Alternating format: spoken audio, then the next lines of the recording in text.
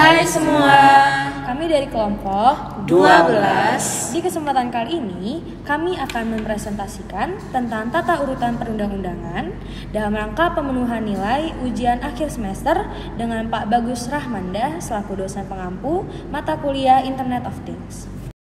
Sebelum masuk ke materi, izinkan kami memperkenalkan diri.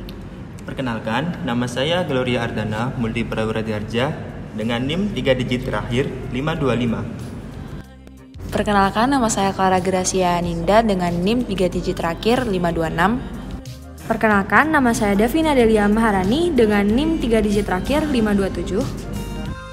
Perkenalkan, nama saya Rehan Muhammad Zauki dengan NIM 3 digit terakhir 528. Menurut Profesor Wirjono Projotikono, konstitusi memuat peraturan-peraturan pokok fundamental mengenai soko-soko guru atau sendi-sendi pertama untuk menegakkan pembangunan besar yang bernama negara.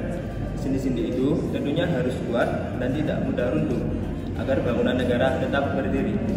Nah, konstitusionalisme adalah suatu konsep atau gagasan yang berpendapat bahwa kekuasaan pemerintah perlu dibatasi agar penyelenggaraan negara tidak dilakukan secara sewenang-wenang atau otoriter. Ide konstitusionalisme ini salah satunya dikemukakan oleh John Locke yang memadukannya dengan konsep trias politika yang mengedepankan perlunya ada pemisahan antara kekuasaan eksekutif, legislatif, dan yudikatif. Konstitusionalisme adalah penyelenggaraan pemerintahan yang dibatasi oleh sistem perundang-undangan, atau konstitusionalisme ada apabila lembaga-lembaga pemerintahan dan proses politik dibatasi secara efektif oleh aturan-aturan konstitusi dalam arti sempit. Nah, setelah mengetahui makna dari konstitusionalisme, ternyata konstitusi dan konstitusionalisme mempunyai hubungan. Konstitusi adalah suatu negara merupakan suatu hukum tertinggi yang harus dipatuhi oleh setiap negara serta lembaga-lembaga negara dan juga lembaga pemerintah negara dalam penyelenggaraan pemerintahan agar berjalan dengan efektif dan demokratis. Konstitusi dalam paham konstitusionalisme pada akhirnya diartikan sebagai suatu hukum yang tertinggi karena merupakan perjanjian sosial yang tertinggi dan seluruh masyarakat yang berdaulat dalam suatu negara melalui permusyawaratan atau deliberasi publik. Perubahan konstitusi menurut CSO dapat terjadi dengan cara sebagai berikut. 1. Perubahan konstitusi yang dilakukan oleh lembaga pemegang kekuasaan legislatif menurut pembatasan-pembatasan tertentu. Kedua, perubahan konstitusi oleh rakyat dapat melalui referendum.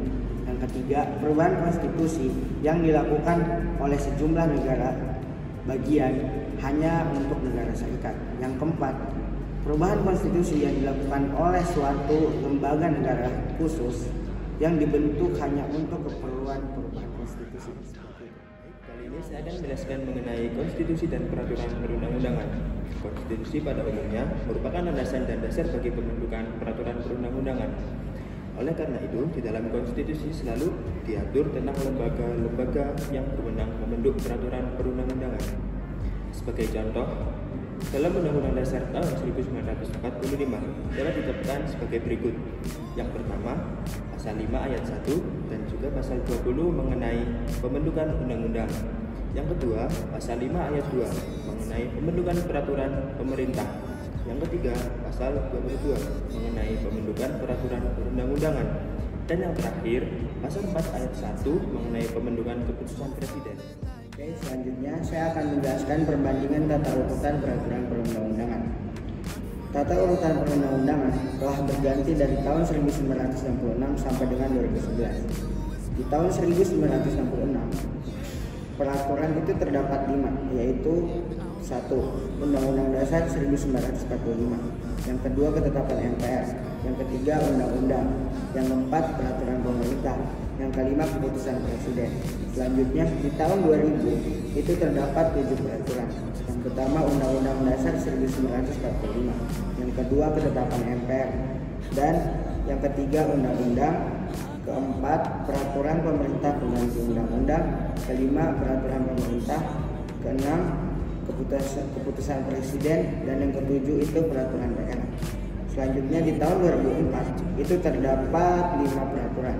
Yang pertama, Undang-Undang Dasar 1945. Yang kedua, undang-undang atau peraturan pemerintah pengganti undang-undang. Yang ketiga, peraturan pemerintah. Yang keempat, peraturan presiden.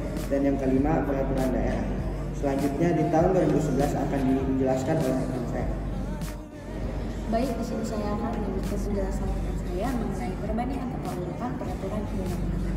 Di sini saya akan menjelaskan tentang Undang-Undang Nomor 12 Tahun 2011 Pasal 7, di mana di dalam pasal tersebut memuat 7 hierarki dan jenis peraturan perundang-undangan.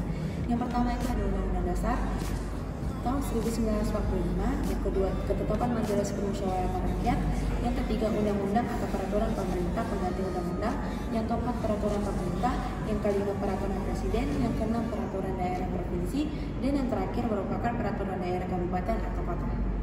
Sekian dari kelompok 12, mohon maaf bila banyak kekurangan karena manusia tidak luput dari kesalahan.